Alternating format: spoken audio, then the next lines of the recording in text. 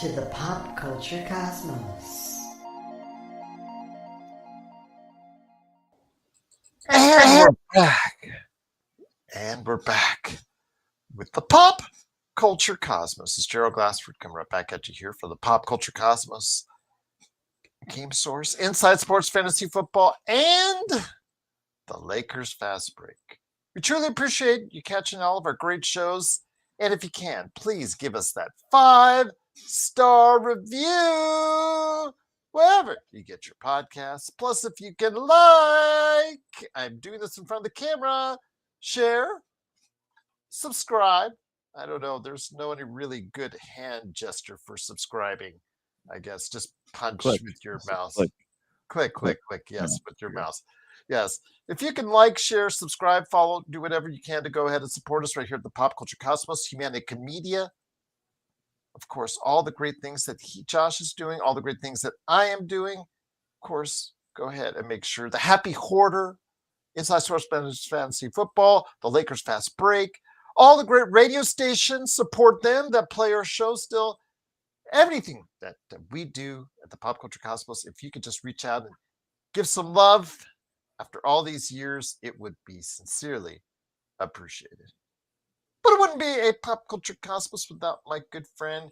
It is, of course, the mastermind behind so many great things, including, of course, Humanica Media, the Happy Hoarder. He's got his e-sports team primed and ready for battle each and every time. Got to go ahead and check him out there. And also, as well, of course, anything that he is doing out there in the world of pop culture and collectibles. It is my good friend. It is Josh Peterson. What's up, man? What is up? Guess what I did last night? Uh-oh. That's scary. I'll set myself up for this. Go ahead. What did you do last night? I rolled credits on Death Stranding 2. Finally, right? It's game came out in July and finally finished the dang thing. Which is so funny because you and the original Death Stranding, this was Gerald, this is a walking simulator. You really just told me about your pain and struggle to get through that game, and yet you go in through the sequel. How was On the Beach with Death Stranding 2? It was good. Okay, so here my issue with the first one was that it was you were walking and there's no roads, but then I went back and actually started to build roads to connect the different places I need to go, and the game got easier eventually. Anyways, second one it was the same exact villain from the first one, except it was Troy Baker, but he was whining a lot through the entire game. So the villain wasn't my favorite. The final boss fight was weird, and it's something only Kojima ever does, right? Where all of a sudden you go from using guns to your character's shirt is stripped off of him, and there's these two what do you call it, health bars, like in a Street Fighter, like a fighter game, and you're sitting there pounding Troy Baker's character with a guitar. It's it shows until his health bar is all the way down. It's definitely a lot of things happened in that game that just came out of left field and felt really strange, but that's Kojima for you. Anyways, it wasn't a bad game. I wouldn't give it a 10 out of 10 or anything, but I think it worthy of an 8 or 9. But I do like the questions the game asks, right, about whether or not humanity should be constantly connected to each other. I mean, look at all the trouble that social media has got people into recently, look at what it does to people. So that's the big question that Death Stranding asks is should we be connected all the time? Is it good for us? And I honestly, ultimately I think because all this stuff happened while I was playing the game, I think the answer is no. But it definitely the game asks important questions. So if you're on the fence about it, I definitely say go play it and give it a shot. But yeah, it's it's a story that only Kojima could tell. Although will say, in respect to your family and your wife had the best quote of the entire weekend from anywhere on any outlet I saw when you two were driving, I believe, to a Halloween party. Yeah. Yes, and she goes, "Where's my husband?" And you had to actually understand the picture of what was Yeah, going on there because he had the "Where's Waldo" outfit, and she's like, "Where's my husband?" And it took a second, I'm like, yeah. You know what's funny is oh, she made me go. We went to this like benefit for learning disabilities last night. It was a Halloween party. It was excellent cause. But anyways, she had me go walk into different crowds so that she could take pictures of me like barely visible in the photo. Like the Where's Waldo books. oh, that is classic. Oh, that was classic indeed. But yes, definitely the quote of the weekend right there. Last but not least, before we get into our show, my friend, because I know you want to talk about Xbox, New York City Comic Con, which is now in since in the years that we've been doing this, has risen from a very small entity to a much higher priority on the scale of entertainment because there was a ton of trailers and information that was talked about all Yeah. over the place at New York Comic Con. Uh, get into Tron and the box office. We do have a correction for people on Demon Slayer, so we want to go ahead and make sure of that as well. Rolling Stone's top 250 songs of the 21st century. And don't forget what Josh has up on the MCU as well. Battlefield 6, Peacemaker Season 2. We're going to try and get it to all. We're going to try and get it to all. And if I can't, I'll get into it with TJ for the back end of the week here on the multiverse. But I did want to say that if you're listening or watching and it is not yet Monday morning, 10 a.m. Pacific time, I want to go ahead and say congratulations to Retro City Games. Once again, Woo! they have are opened as of tomorrow, or as we're recording this on Monday. I'm going to be saying this right now. Just so proud and so thankful for them, and so happy for them. They're opening up their Retro City Games Collector's Edition store at Caesar's Palace in the Forum Shop tomorrow, and they'll be getting they got a view of the strip, I believe they got. It's a smaller store, more concise, more high end stuff for the collector in mind. It is something you've got to take witness to, and it opens up on Monday morning at 10 a.m. And I'm wishing them just continued success as they grow the Retro City Games empire even more. The Vegas Strip once again has a video game store, and this time, Josh, it is Retro City Games. Oh yeah. We're all super proud of Doug, man. Yes, I am Doug and Nicole. They're just absolutely just fantastic people, and so happy for them indeed. JSJ, yes, I'm going to watch Wonder Man. We're going to talk more about it in the New York City Comic Con section. Marvel Zombies, yes, I thought it was but I had a really deep discussion with on Marvel Zombies with uh, with TJ Johnson. I really had a great discussion with him on that. So if you want to go ahead and check it out, please go ahead and do so because it really, really was something that we went deep into. He liked it a little bit more than I did, but I thought there was like plot holes you could drive a truck through, And which sorry, and really which one? The Marvel show? The Marvel Marvel Zombies. Was it you or was it TJ? I thought it was TJ, or probably was it you? TJ. No, Yeah, it's probably okay. Yeah, TJ. because I said that there was plot holes so big you could drive a truck through it, which detracted from it. This was probably the best Marvel animation look that they've had, but it's still not up to some other animated features that are out there. But yeah, it's it's okay at best. It had some moments, but there are some things that just if you listen to my conversation with TJ Johnson on the multiverse, I think it was about 2 weeks ago. Yeah, I really had some issues with it. So I believe he indicated TJ Johnson indicated that there is plans for season 2, although they can be nixed as far as at any time. So I don't know if you've caught Marvel Zombies as of yet, Josh. Have you? I have not. I saw it on Disney Plus. I was like, oh, I'm gonna watch it. I just haven't had a moment to do it yet. It's there, but again, it's a nice concept. There are some moments, but it just doesn't give you a payoff that I think people are looking for. The ending of the season was just really baffling to me. So Yeah. yeah. But I will tell you what, there is some stuff that's going on in the world that's also baffling. Starting with the box office, Josh. All right, shoot. This is a sad day, my friend. This is a very sad day. You and I have been a long supporter of the Tron franchise. I remember seeing it long ago when I was very young, and that the original Tron movie fascinated me. And I remember playing for hours the Tron video game at the arcades or at the arcades and pizza places, around Southern California. And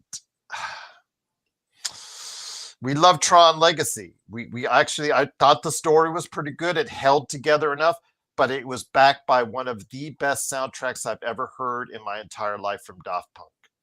And we thought, okay, Nine Inch Nails going into this, it's going to be worth watching. Going to go check it on the cinema. Well, the Universal, I guess, critic announcement is very mixed. So I think it's right now 50 on Metacritic, which is not great. It's not good. It's pretty bad, actually. 57% body, 50%, 57% on Rotten Tomatoes last time I checked, which is also not that great. The cinema scores, I think, about a B plus, but to get you right to the facts, that it did about $33 million over the weekend, about $10 million less than what it was hoped for by Disney. It's going to earn about 60-ish million worldwide in its first weekend. For a $180 million movie, it's probably not going to get back its returns and be thought of as a bomb. It's disappointing, my friend, because I think today is the day that we're going to have to call a finality on the end of Tron. Yeah, you know what's funny is I had I knew that it came out today this weekend because we've talked about it, but I feel like not really many people know like who or what it is. Okay, here at this point, it would have been safer for them, instead of doing a sequel, to have just rebooted the entire thing, like a remake, a straight up ground zero remake. I would probably agree with you on that, and that's probably what they should have done. Again, the movie is being praised for its cinematography, and surprise, surprise, I also very good soundtrack from Nine Inch Nails, but then you have to actually watch the movie and try to follow along with the story, and it kind of falls apart. I will watch it at some point, but it broke my heart, Josh, because the next time you and I will ever experience Tron again could very well be if we go to Disney World. Yeah. So here, one more, and I think that's why they made a new one. I think they had no plans until they saw like how successful the ride was. Well, it's been a development hell forever. Yeah. So it's funny because I'm gonna go see it next week, and I was talking to someone, and they're like, "Oh, I haven't seen Tron," and they're like, "So I'll go watch the original ones first." But I told them, I'm like, "Hey, you're the old one, the first one is just so stinking old now, and it's just really, if you have not watched any of the Tron movies, it's a really terrible place to start, because it's just not, it doesn't look good, and I think that's why they should have just remade the entire series instead of doing this. Yeah, I agree, my friend. Just very disappointing, because I really wanted this to work out, Josh, and I really wanted to work out well. I am a big supporter of Tron. I like Tron Legacy a lot, and maybe that's very jaded, because while I don't remember much of the story, I do remember the exhilarating visuals and just truly fantastic Daft Punk. It's funny, you cannot talk about Tron Legacy without Daft Punk. It comes one and the same. So I think when history looks back upon the Tron series and the second and third movie, I think if anybody finds it positive, they will not be able to say anything about it positively unless they're uttering Daft Punk or Nine Inch Nails because of it. That's which in essence is the problem of the Tron movies. I thought that I thought the second Tron movie was like a top tier Tron movie. Really? That doesn't say a lot, but I think out of with the first one, like I thought it was way better than the first one. Didn't really have to have a lot of knowledge of the first one to watch it. It was just an enjoyable film. You used to go sit back, watch it. The actors were really good. You know, you had Jeff Bridges, Garrett Hedlund, and Olivia Wilde. You had the guy from Underworld, right, that plays Lucius. I forget what the actor's name is, and I think Daft Punk was actually in the movie. I think they were the DJs in. Yes, they were. Yeah, In the so club, I believe. in the Yes, club, yeah. Michael Sheen Michael was in. Sheen, that's right, that's right. Yeah, not a bad movie. It wasn't bad. Like you just and if had they I made like it. I like the movie a lot. yeah, So. I do too. And had they made a sequel like back when that movie was still hot, like it's completely possible we'd be having But a it only generated 400 million, which is like it's in that Uncharted realm. It's like, okay, why don't they make a sequel to Uncharted? Well, like didn't do bad. yeah. It didn't do a hit. It's like 400 million seems to be depending on the budget you put to it, Josh. 400 million seems to be like for a big budget film seems to be like they're Yeah. not going to get to it right away. Yeah. Yeah. So I mean it's weird that it's out now, if that makes sense. And it's like I understand that it's why it's not making a whole lot of money, especially since it doesn't really feature anybody from the last movie. It doesn't really like carry on the story of the last movie. It does have Jeff Bridges in it for a cameo. Yeah, yeah, but I mean, you know, you didn't have the characters that were starred in the last movie in it, so it's not really continuing their story. It's more continuing like the aftermath of what happened in the last movie. Yeah. So, this, you know, like I said, I wouldn't be surprised, or like you said, I wouldn't be surprised if this is the last we see of Tron for a while. JSJ says he's glad he didn't go to the Tron Ares panel at San Diego Comic-Con. And he says no one will be able to top the Tron Legacy. Nine Inch Nails is being thought of very well, but they most I think are still siding with Daft Punk. And again, I was a huge Nine Inch Nails fan from the 90s, primarily. This was good Nine Inch Nails. I've heard all the songs on the soundtrack. It's good. But I think Tron Legacy is better as far as the soundtrack. So slightly, if I'm going to give the nod to one, I'm going to give the nod to Tron Legacy as far as the soundtrack. But they're both good. They're both good. Trust me on that. I've heard the entire soundtrack in recent days from Nine Inch Nails on Tron Ares, but unfortunately, they can't save the movie. Unfortunately, it looks like this is going to be the end of the Tron IP for a while. Like you said, Josh, I think that at some point, if they do approach it, Disney does approach it again, it's going to be a reboot of some kind, but don't hold your breath on when you're going to see it. And I'll just leave it at that. As $60 million worldwide, 33 domestic was the total as far as that's concerned. So yes, disappointment there.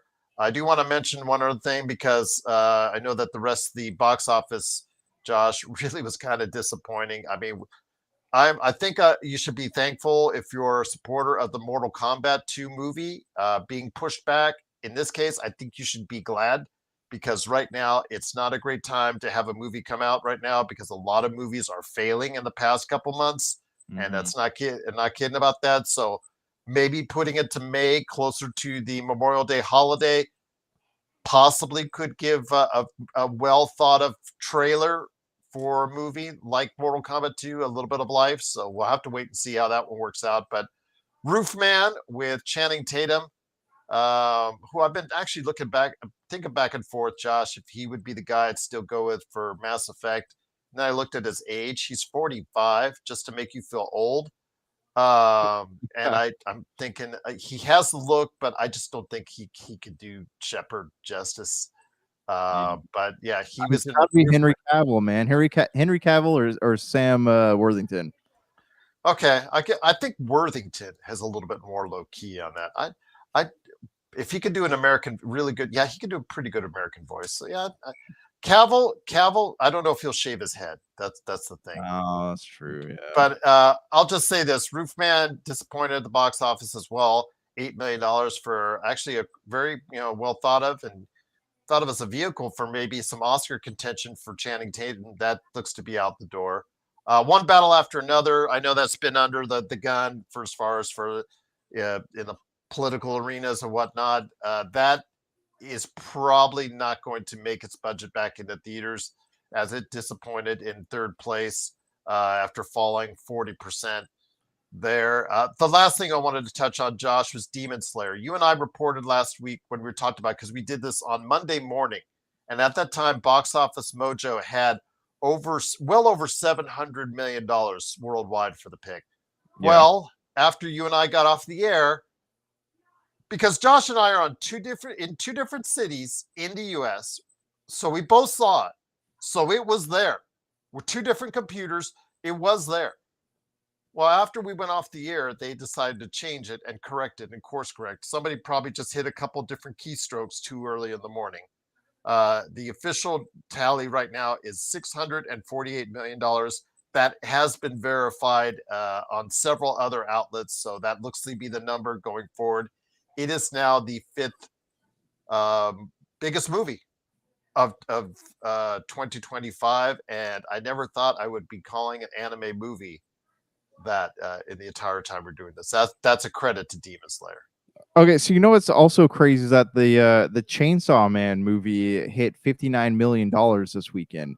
So worldwide, by the way, not a domestic. Yeah, sorry, worldwide. It has yet to be released here in the US. Domestically, yeah. So it's strange because usually we see an anime film like the Gundam Quux movie and the last Demon Slayer movie to come out. They were not able to breach 19 or $20 million.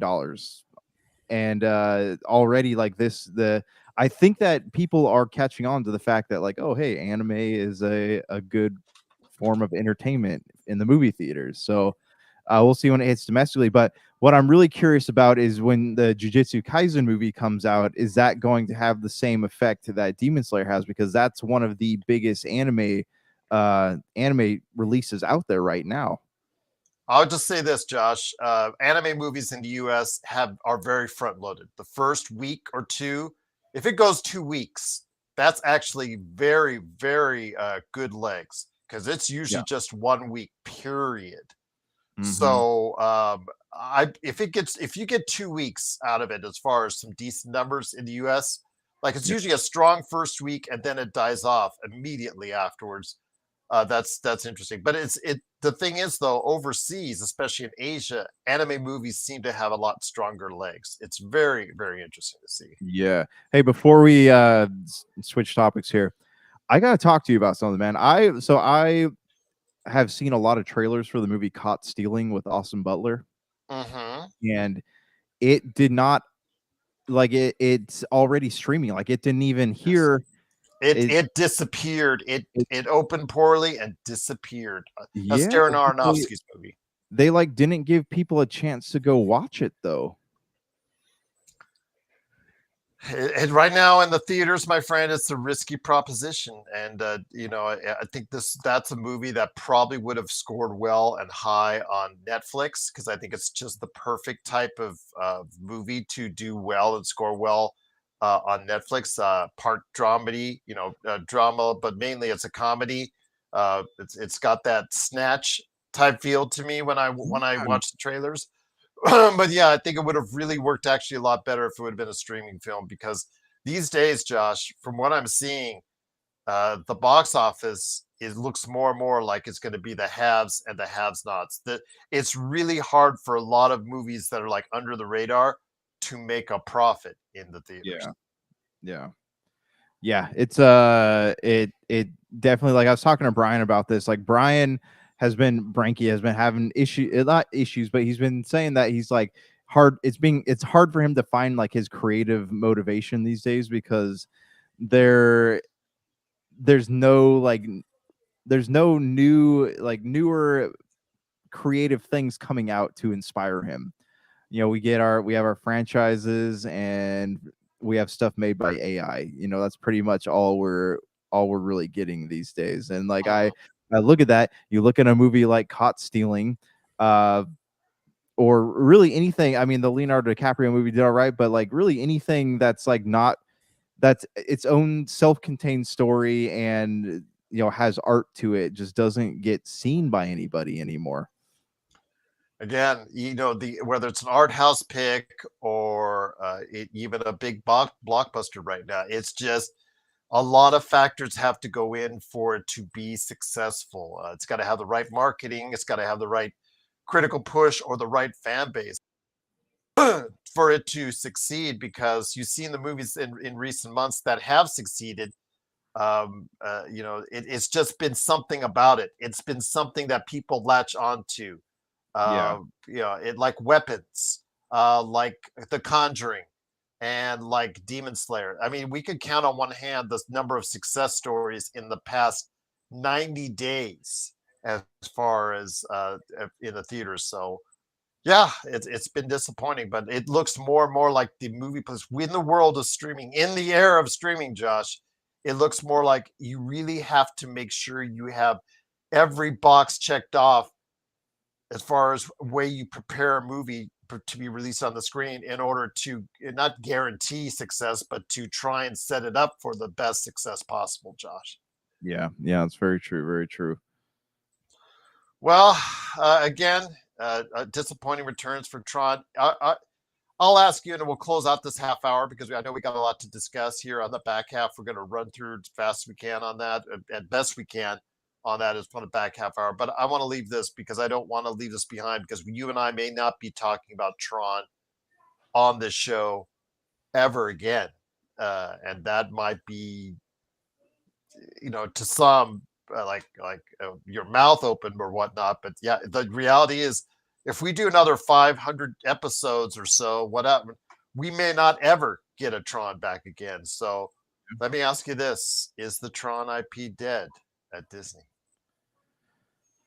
Not the ride. The ride is definitely not going to die, because I think that it's a recognizable name. It's a recognizable brand. And when people go to the ride, it doesn't work with any other IP except for, like, it was designed for Tron. So I don't foresee them taking that away anytime soon. I think that Tron is going to be I think it's going to be, they're going to remake it. They're going to remake it, and it's going to be a lot different from what we recognize. Or it's very possible they'll just put it away and not touch it ever again.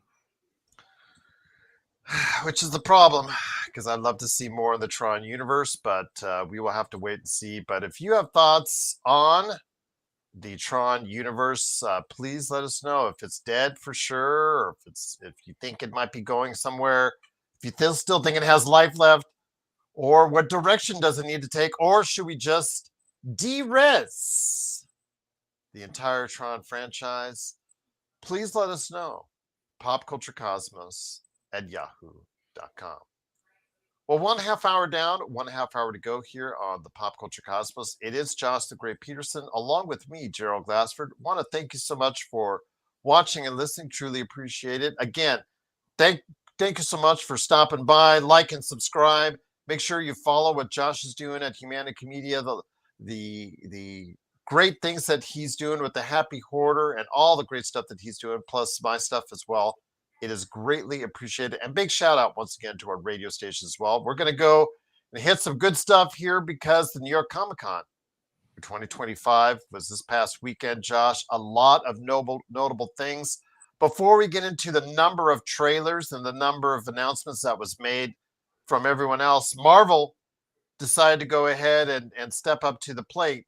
What were your thoughts on Spider-Man Season 2 as far as the animated series, X-Men 97 Season 2, Daredevil Born Again actually rearing their head there as well for their Season 3, or their season, whatever season it is. I think, 4 or 5 actually officially on the books, is it? Yeah, it'll be Season 2 of Born Again. I mean, are they sticking Born with Again 2? Yes, Season 2 Born Again, but this is like Season 5 overall. Season 5, yeah. They did 3 seasons on Netflix. Yeah, okay. And then Vision Quest as well. So Vision Quest was talked about. And also, last but certainly not least, a movie that we did get to, a series that we did get to see a trailer for, that's been pushed to January, Wonder Man. Very interesting indeed. Yeah, so I really liked the Friendly Neighborhood Spider-Man, so I'm glad that there was a second season of that. The second season of Daredevil is going to be interesting, because they have what's his name? that played Shaggy and Scooby Doo. Matthew Is that him? Lillard? Matthew Lillard? Matthew Lillard. Yes, I'm sorry, my brain was stuck. Yeah, so they have him playing. I was reading he's playing a villain to Kingpin. Interesting, because he is part of the Five Nights at Freddy's. He's the villain in Five Nights at Freddy's. Yeah, but he's a villain to Kingpin, which sounds really interesting because it's like I'm glad Kingpin is not the main villain here because honestly, we've seen that done 5 seasons in a row. We don't, or 4 seasons in a row. We don't need that anymore. But it's also interesting to think that Kingpin is not on the top of the totem pole here. He's got a villain of his own to contend with. Interesting. Really Very interesting. Shakes things up. Yes, it does indeed. But Matthew Lillard thought a lot of people thought that his career was going to die because of the after the Shaggy thing. But I'm glad to see his career is still going strong. Five Nights at Freddy 2 is coming out here in a little bit, and you say he's got a future with Daredevil Born Again. Interesting indeed. Yeah. So, he's one of those actors that like doesn't let his past define his future, right? Like the fans love him and he'll be in anything if the fans demand it, which I think is really cool. I don't think there's going to be an Ironheart season 2 or Miss Marvel season 2, but they gave Miss Marvel plenty of leeway. JSJ, if you want to see Miss Marvel season 2, watch Marvel Zombies. I'll leave it at that. And then the first episode dedicates a lot to Ironheart as well. But JSJ says we waited 15 years for another Tron movie. It ends up like this. Yeah, just on a very down note indeed. But Ironheart season 2. Nobody's mentioned that because I don't think the ratings have been great on it. Miss Marvel, no one's mentioned that either. Go ahead, Josh. So Miss Marvel was like it was not good, but it wasn't like I didn't finish it and be like, oh, this is trash. It's like one of those like, oh, all right, I probably could have spent that time doing something else. But like Ironheart, like the comic book for Ironheart is actually really good. Like the story of Riri Williams is really cool, but I don't know why they felt the need to tie it into Wakanda, and I think that's where they ultimately went wrong with that show. I just didn't think it was very interesting. Sacha Baron Cohen is playing, the villain, as far as him, Mephisto, and all that. I don't know where that's going to go, but it just didn't seem like it was a very interesting series to me. I meandered through it. It just didn't grab me, I guess. I'm sorry, are we talking about the same series? Are you talking about Miss Marvel or are you talking about Ironheart? Yeah, okay, yeah.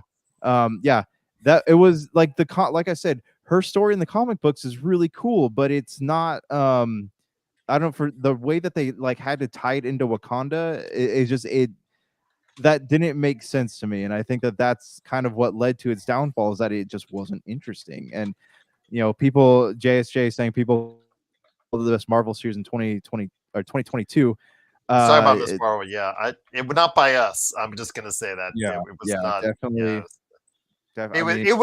It was going for a different crowd. It was not going for us or our demographic or age group. It was geared more towards a Gen Z younger audience. It was very much skewed for, and if it hit that mark, that's great. But obviously, it didn't hit it high enough. If they've not greenlit a season 2, Josh, on that one. But the Vision Quest, Wonder Man. Did you get a chance to see the Wonder Man trailer as of yet? I like that approach that they are making fun of superhero movies and trying to incorporate this character as far as the gentleman who played Black Manta in the Aquaman films, and also as far as from the Matrix movie of most recent time, played a young Morpheus. What are your thoughts on Wonder Man? I don't. I mean, I haven't seen the trailer for it, so I can't really speak to it. But I remember reading an interview with the main actor in that show, and like I don't know, it sounds cool. Could be an interesting show. Yahya Abdul-Mateen II, just to let you know, with Ben Kingsley in it quite a bit as well. Yeah. So I mean, I'll give it a try, man. Yes, I'll tell you what, this looks good. Or at least a little better for me than from some of the stuff I've seen lately from Marvel. So I have hope for it. I do want to mention that as well, that they have Vision Quest, so they're going to bring back Paul Bettany for his own series. I'm wondering what happened to that. Yeah, what happened to Armor Wars, JSJ? Did Vision Quest just replace it? I have a feeling that that's the case. I have a feeling Armor Wars. I think if you talk to Don Cheadle today, he could probably tell you that Armor Wars is seeing better days, and I'll leave it at that.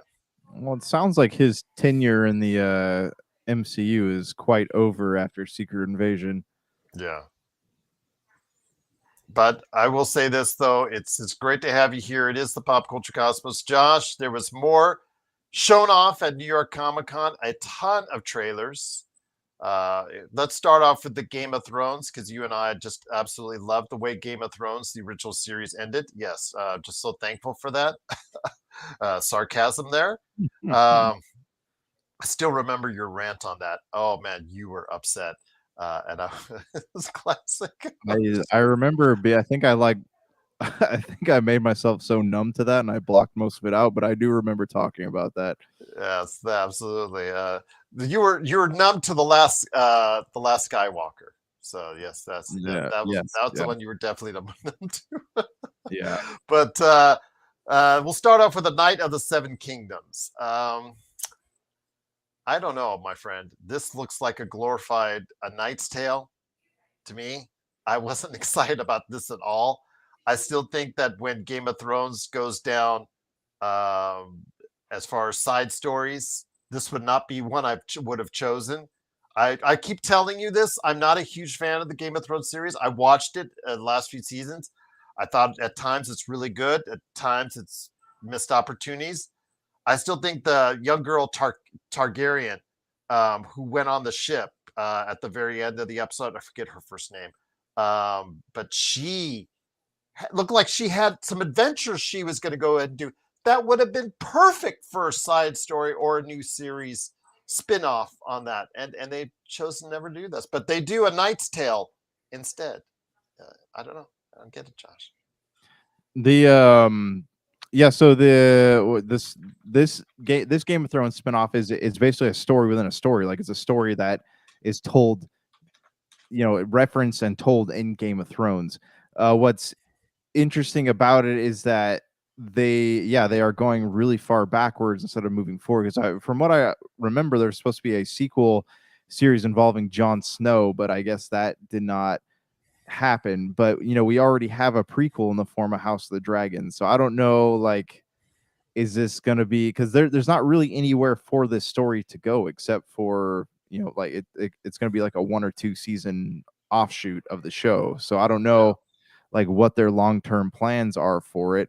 I mean, I'll definitely watch the first season at least, or watch the first few episodes and see if I like it. But it's I don't know what to think about it either, man. I really don't, because it's basically they're bringing Game of Thrones lore to life, I guess. Again, it seems to me like it's A Knight's Tale, and the guy that's playing the lead in this, it's unfair to him, but there will be parallels drawn to Heath Ledger when he played his role. And sorry, he ain't no Heath Ledger, and I'll just leave it at that. But as far as that's concerned, that was one of the big news items of New York Comic Con. Want to go ahead and mention as well, Vampire Lestat as AMC continues to go down that road as far as telling its vampire stories.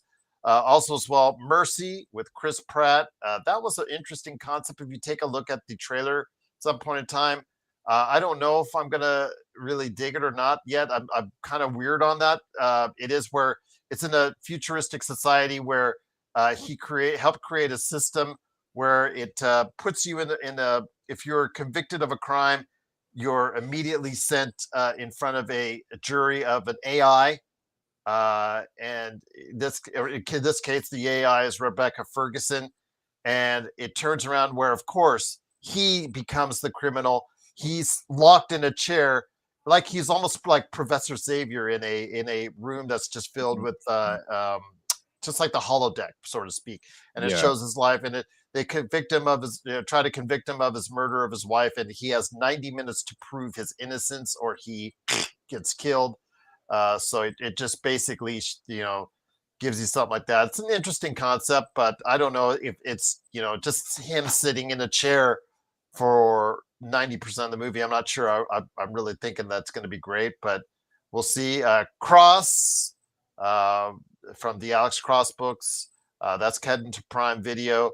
Magic the Gathering times TMNT. Talk about as far as Teenage Mutant Ninja Turtles becoming part of Magic the Gathering. Just a ton of stuff there as far as New York Comic Con. Of course, we got the latest Invincible Season 4 teaser shown off as well. Quite a bit there that was shown, of course, during the course of New York Comic Con. It is becoming a larger and larger entity in the stake of things. But did you hear anything from New York Comic Con that you wanted to go ahead and give a shout out to, my friend? I have been completely out of the loop the past couple of days, man. So I'm counting. I was relying on you to relay the news to me. All right. Well, that was pretty much quite a bit of the stories there, and then of course we talked about Marvel X-Men 97, which is the most lauded of all the series, the animated series of that Marvel has. I don't know though. Do you see it continuing its success because of what happened with the showrunner leading up to season 1? They fired him. The allegations. They had a very successful X-Men 97 season 1. Just everybody seemed to love it, especially if you'd watched the series back in its heyday. Your thoughts on X-Men 97 season 2? You enjoyed it thoroughly when you saw that season 1.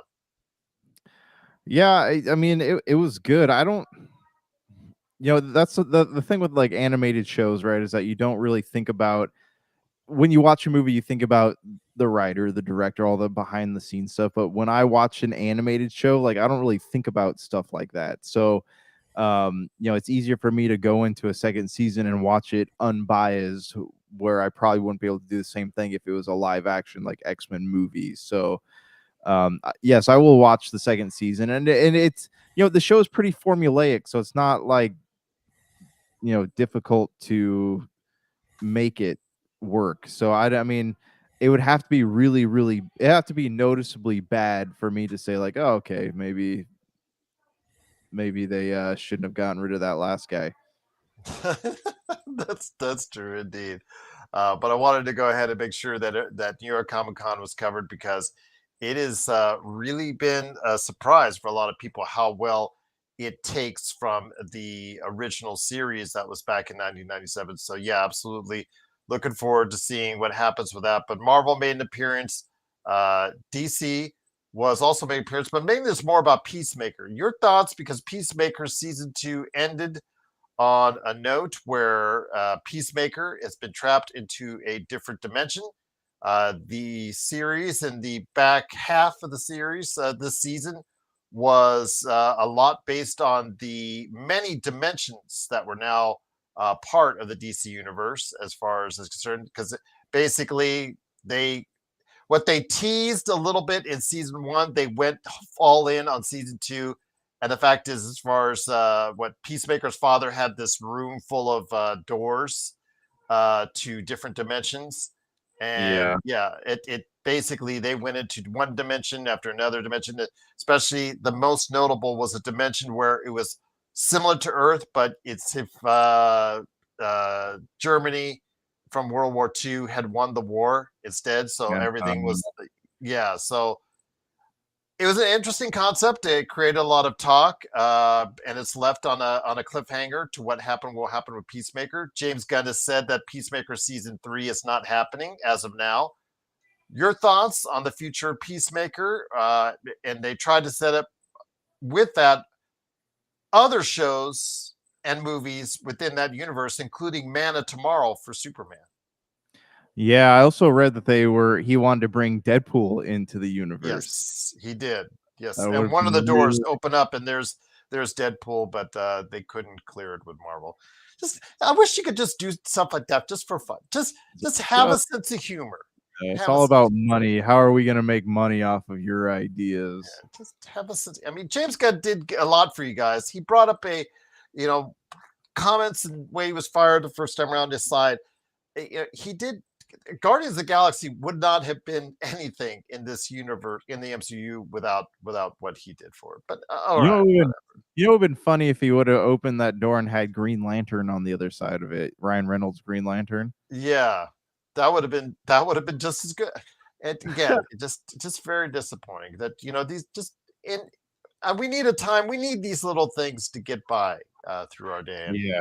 would have been nice indeed. But your thoughts, my friend, on Peacemaker season 2 and this whole thing that was going on as far as the different dimensions, what may happen to Peacemaker, and how this sets up other series, because it basically was set up the ending for other series, and also what may happen with Man of Tomorrow as well.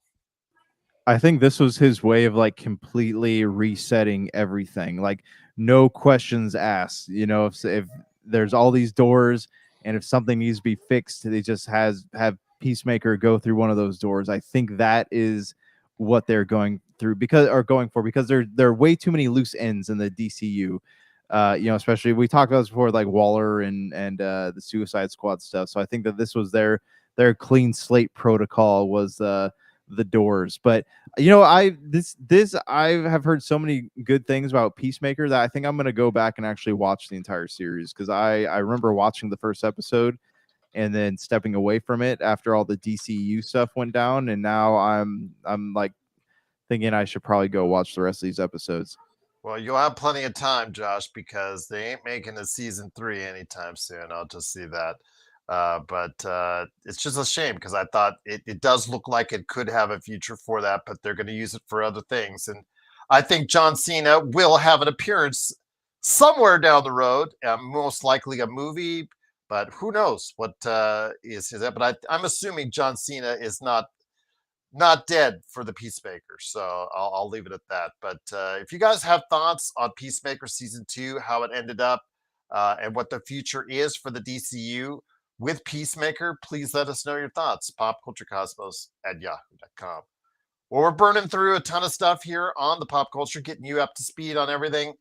Your thoughts, Josh, on Battlefield 6? It got released last week. I know I talked about it a little bit with TJ as far as what was up ahead. We were previewing it. The reviews came out. It's got an 83 on Metacritic, which is pretty strong, pretty solid indeed. The multiplayer is what's praised. Stop me if you've ever heard this before with a Battlefield game. It's not Battlefield Bad Company, but the multiplayer has been praised, but the campaign is not. And I'll leave it at that. So your thoughts on Battlefield 6 and how big of a hit? Do you think it'll finally put a dent into Call of Duty? I don't think so. I mean, there's the question every time a new Battlefield game comes out. I don't seem to give that to. No, yeah, I know, but I mean, I don't think it will. Like I've talked about last week. Like I think Call of Duty has the backing of a company that actually cares about it, whereas EA puts things out, and if they fail, they completely abandon them instead of continuing to support them until they become good games. So, I don't think it's going to outdo Call of Duty. I saw IGN actually gave it a 6. I mean, I don't trust anything IGN. No, that was the campaign. Their multiplayer review still. They do that thing where they review the campaign now in one thing, and then they review the multiplayer another thing. Yeah. The review in the multiplayer was in progress. So Yeah. So. Yeah.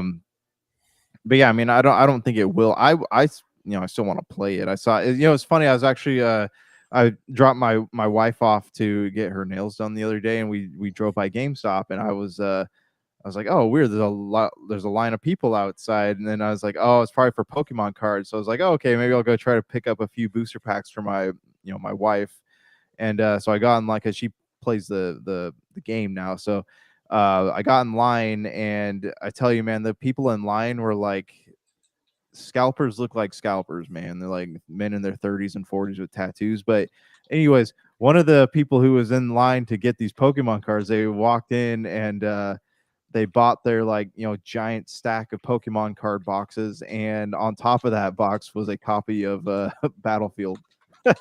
Yes, there you go. Yeah. Right there in a nutshell. But Battlefield 6, I think it'll do okay.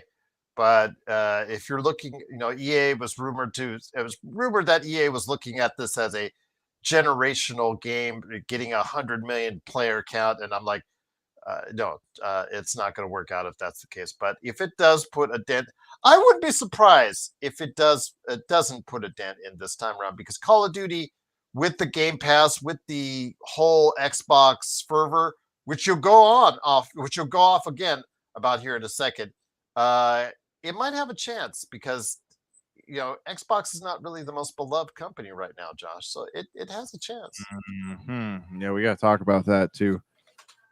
So your thoughts, my friend, on Xbox? You wanted to say some things on Xbox right now, my friend.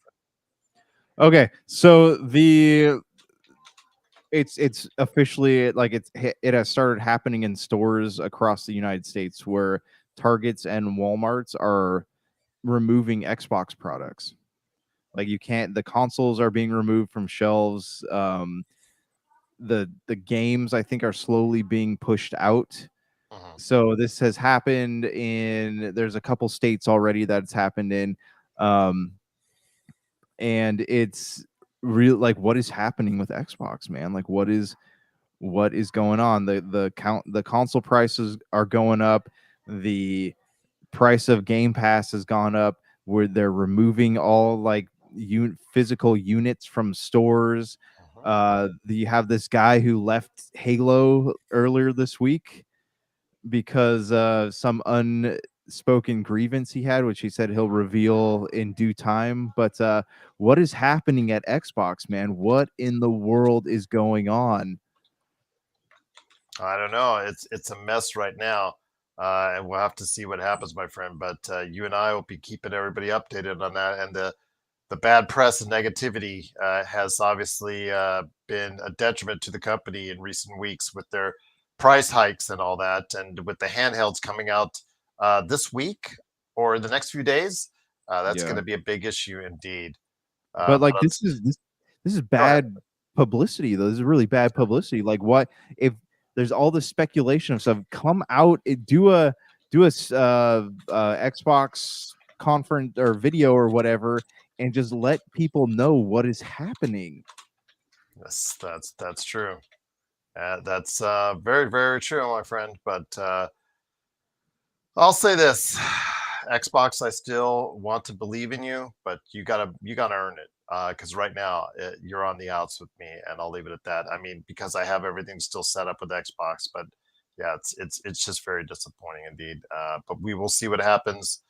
Your thoughts on Xbox and Battlefield 6, please let us know. popculturecosmos@yahoo.com. But before we head on out, before we talk about Rolling Stones' top 250 songs of the 21st century, you have something you want to go ahead and talk about on our continuing MCU march.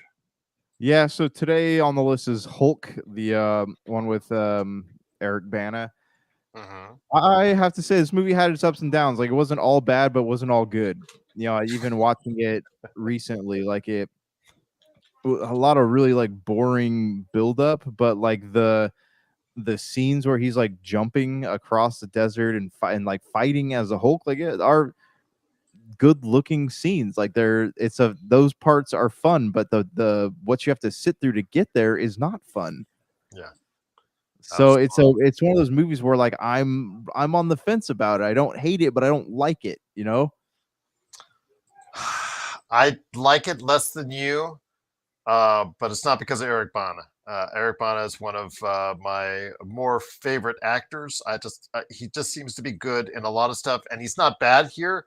It's just what they gave him was underwhelming, and I was kind of disappointed. Plus, the special effects have not aged well with that movie, and I think I'll just leave it at that. And whether it was Sam Elliott with his character, they didn't give him much to do as Colonel Ross. Yeah, it just did not seem like a movie that was very well thought out. And I'll just leave it at that. I wanted more, and I didn't get more, and I didn't get more for the Edward Norton Hulk either. So I'm still waiting for a really good Hulk movie. So maybe I'll get one before I die. Yeah, well, I mean, as long as we talked about this before, man, as long as what's a Universal has it wrapped up, I don't think we're gonna be seeing one anytime soon. Yeah, ridiculous. You should just get it done. Just get it done. But Yeah. I wanted to ask you this. What's next up on our list for the MCU? The Punisher. The Punisher. Now, there might get into some good territory. So we'll talk about the Punisher here coming up on next week's show. But before we head on out, my friend, Rolling Stone came out with something very concerning. List last week of the top 250 songs of the 21st century, in their opinion. I know you probably haven't been able to click on it yet, but very interesting. And I wanted to hear your thoughts on it before we head on out. Would the defining song of the 21st century for you, or let's just say, okay, historians, when they look back on it and they see that Rolling Stone thought that Get Your Freak On would be the defining song of the 21st century, what would you say? I would say that there are definitely some issues with whoever made this list. It's a catchy song. And I remember the scene where they were using that song in the 40-Year-Old Virgin. Hilarious. Yes, absolutely. It's a catchy song, but yeah, I just no. And there, if you watch that list, and again, if you take a look at the list, guys, everyone out there is going to have a different opinion. I get that, but there are groups there with defining songs that they've had and they've released that are not on this list, which absolutely just blows me away. I just every chance I got, I was like, okay, what about this song? What about this song? What about this?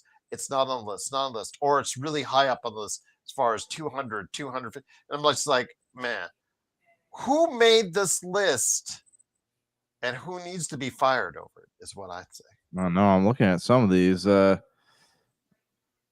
Yeah, I mean, some of these I understand being on here, but like, there's some of these I don't understand at all being on this Yeah, list. absolutely. I mean, just even Taylor Swift herself, she's of course scattered throughout this list, but some of the songs that she's more noted for, some of the songs that have aged well, some of the songs that she's has the biggest fan support for, they're like not as high on this list as you would say. It's just weird how they put this list together, and I don't know what angle they were coming from on it. Commercial success obviously was not very much into it because Tipsy, which has 18 weeks on at number one, that was way back near the end of the list here, and I'm just like, okay, whether you like the song or not from Shambuzi, it doesn't matter. The success tells you it should be one of the defining songs of the 21st century. To say this. And again, you could go through and run a whole list, Josh. I could go on this for like 5 podcasts and it would just, yeah. We can do our own, man. Stay tuned, everybody. Oh my God, we're still trying to, we still have to get the list of the movies that everybody put together for us and helped us put together. We still have to get through that. I still got that sitting in drafts as far as half the field that I got to get to, my friend. Stay tuned next year, guys. Yes, exactly. Way to go. Way to start us on another list before we even get the last list done. Oh, Josh, indeed. But my friend, it's always great to have you here. Any last thoughts before we head on out? None that I can think of right now, but I'm sure I'll think of something once we sign off. It's getting closer to, my friend, to our favorite time of the year, Black Friday shopping days coming up. We know we just got through Amazon Prime days, but Josh and I start previewing in just a matter of weeks for the Black Friday season, so I'm looking for that as well. Plus, there's video game releases all around, getting into Oscar season, getting into the back half as far as Christmas is concerned and the Christmas movies. Holiday season is coming upon us very quickly. And Josh and I will be covering it right here for the Pop Culture Cosmos. So for Josh the Great Peterson, this is Gerald Glassford. It's another beautiful day of paradise right here in the Pop Culture Cosmos. We thank you for listening. And here's hoping you have yourself a great... Welcome to the Pop Culture Cosmos.